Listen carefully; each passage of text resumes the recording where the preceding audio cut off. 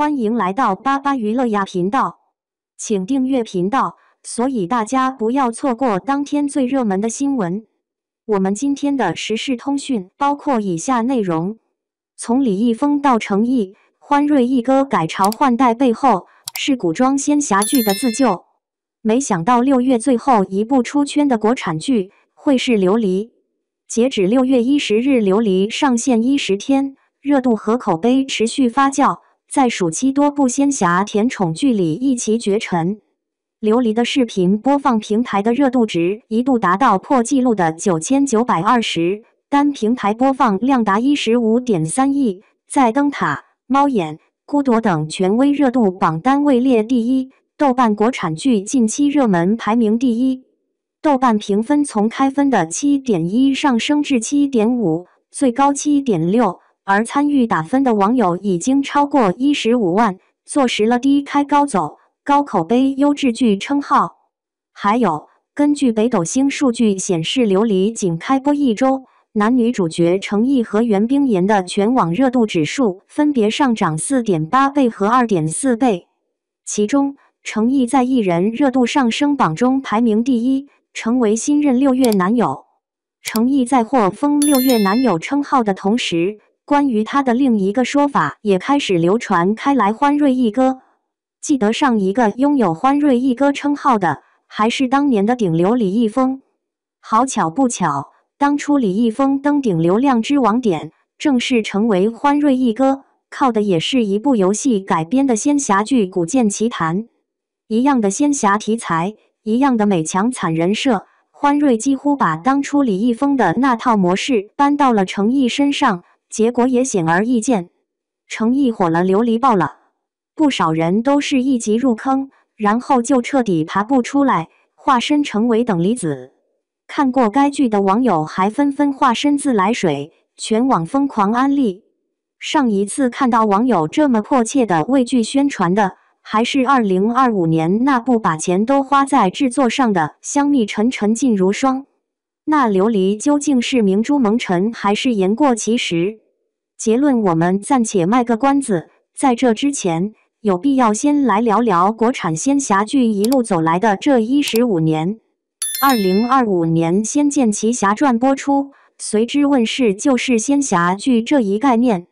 这仙侠剧里，天上地下、人、妖、神、魔共存，建构了一个庞大的架空世界。既承载着我们对极致浪漫爱情的无尽想象，也满足我们对家国大义、江湖豪情的无限遐想。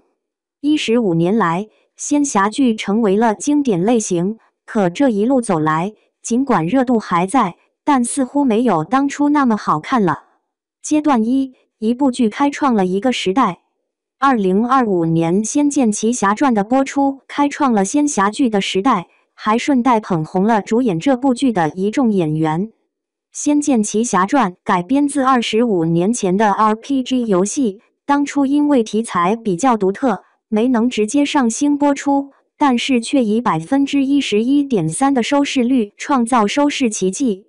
在这之后，《仙剑1》开始疯狂重播，至少每年一次，至今豆瓣上都还有8.9的高分。虽说情怀有加分，但不可否认这部剧确实经典。《仙剑1》的故事情节并不复杂，从李逍遥误上仙灵岛，结识赵灵儿开始，之后为阻拦反派未获人间，避免天下生灵涂炭，李逍遥和赵灵儿、林月如等人与拜月交斗法，期间经历各种关卡，像是为村民解僵尸毒、帮蛤蟆精寻负心汉等等。最终林月如在锁妖塔选择牺牲自己，灵也因水魔兽受了重伤死去，只剩李逍遥孤单一人。之所以《仙剑1》为人念念不忘，一来是角色设定富有艺术感且真实，比如逍遥的侠义、月如的痴情、灵儿的责任；二来则是剧情足够跌宕起伏，且经得起回味。剧中的主要矛盾还是集中在主角身上。当主角纠结于个人情感是否要为成全大义让路时，我们在屏幕前也一样感同身受。彼时的仙侠剧还不是情感纠葛至上的年代，所以才会有那样无法超越的结尾。毕竟现在敢写死女主的剧确实不多了。阶段2，游戏改编组团出击，全部都在升级打怪。虽然《仙剑一》大获成功，但是在这之后，仙侠剧还是一度沉寂。直到2025年，根据国产单机游戏改编的《仙剑奇侠传3》播出，《仙剑3》在模式上沿袭《仙剑一》的套路，依旧是以拯救苍生为主，情感纠葛为隐藏主线的方式。但是在剧情推进的模式上，《仙剑3》打怪升级的套路愈发明显，每个单元之间也变得更加紧凑。以寻找灵珠为主线，37集讲了多个小故事，不仅涉及到当下旧世的故事，还牵扯到了前世今生天上地下。尽管情节复杂，剧情紧凑，但是《仙剑3》相比《仙剑一》还是少了点仙侠江湖的侠气。同时，虽然豆瓣上《仙剑3》的评分也高达 8.6， 但还是被游戏党嫌弃。而最主要的原因在于人物改动过大，硬是把原本单线恋爱变成了观众喜闻乐见的三角恋。从这点就可以看出，尽管还是以升级打怪为主，但是《仙剑3》的情感占比越来越重。到了2025年的《轩辕剑之天之痕》，依旧是游戏改编，但是剧情方面却做了全方位的升级。先是打怪升级部分，对5大神器的追寻将打怪细分成了不同阶段，接着是情感纠葛部分，当6个主要人物的情感纠葛乱成一锅粥。这部剧在仙侠剧的路上就已经渐行渐远，评分也越来越低。但是游戏改编的热情丝毫没有减弱。2025年《古剑奇谭》横空出世，从主角人数到打怪关数都翻倍增长，集数也肉眼可见的增加。同时，《古剑奇谭》把感情纠葛发挥到了极致，反派大 boss 作妖的动因也是因为爱。总的来说，阶段2的仙侠剧虽然已经能看出主角团人物之间的虐恋，但是这个阶段的仙侠剧还是把重心放在升级打怪上。毕竟虐恋情深需要消耗观众的眼泪，而升级打怪却能满足观众爽点。可为了打怪而打怪的路线已经撑不起仙侠剧庞大的世界观，只靠爽点支撑的剧终究是无法长久。阶段3，大女主是仙侠觉醒，生生世世虐恋情深。在接连推出《仙剑3》《轩辕剑》《古剑奇谭》这些爆款剧之后，仙侠剧成了每年暑期爆款的种子选手。一开始，游戏改编依旧成为仙侠剧首选，可每当一个类型趋于成熟之际，就到了需要创新的时候。于是，在相同套路的《仙剑云之凡》《古剑奇谭2》相继扑街之后，仙侠剧终于意识到必须得开始转型。恰好这时候大女主剧开始占领市场，于是就有了仙侠剧的第3阶段大女主是仙侠剧。这个阶段的代表作基本上每年都能有一部，且步步皆爆款。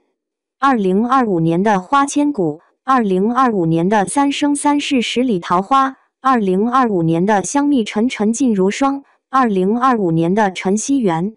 但是这个阶段的仙侠剧彻底淡化了最初仙侠剧立下的侠义救世的主题，也不再执着于层层闯关带来的爽感，而是把重点都放在了主角的情感纠葛展开。各种挣脱束缚的禁忌爱恋，生死劫带来的困扰，为救所爱而释放洪荒之力，祸乱六界，三生三世甚至生生世世的虐恋情深。这个阶段的神仙们不再为了福济苍生而努力，开始从渡人转向渡己。可以说，仙侠剧的后5年算是彻底把仙侠剧的模式定型了，无论怎么发展都逃不了天煞孤星洪荒历，高冷大叔爱萝莉，不负天下不负你，生生世世在一起。到头来，仙是够了，但是侠还差得远。万万没想到，曾经被我们抛弃的琼瑶式言情剧套路，在仙侠剧里得到复苏。仙侠剧开始脱离了侠，从仙侠走向了仙恋。最后是时候来说说琉璃了。如果有一路认真看剧的话，会发现这是一部十分有趣的作品。虽然原著是2025年的古早仙侠小说，但是在影视化的改编过程中，琉璃在基本保留原作的世界观架构上，主要对其中的人物关系进行了挖掘和改编，加入了很多与时俱进的设定。整部剧从世界观的设定到人物之间的互动，总是在套路化与反套路之间反复横跳。虽然还是有着时生时世的背景设定，也逃不过孤煞天星的命格束缚，但是比起之前男强女弱的人物设定，琉璃还是做出了很大的突破。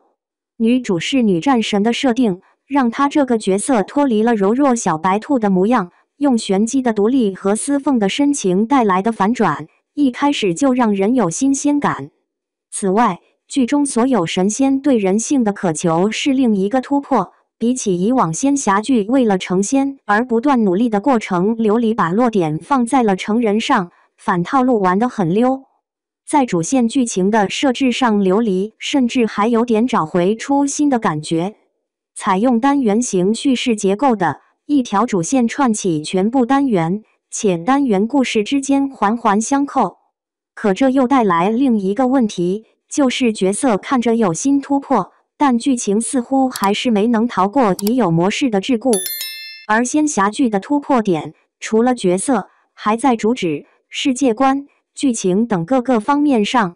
或许有了琉璃的小成功，我们需要想的是，要怎么在仙侠剧的模式上打开新的思路。所以，在欢瑞一哥改朝换代的背后，其实是古装仙侠剧的自救。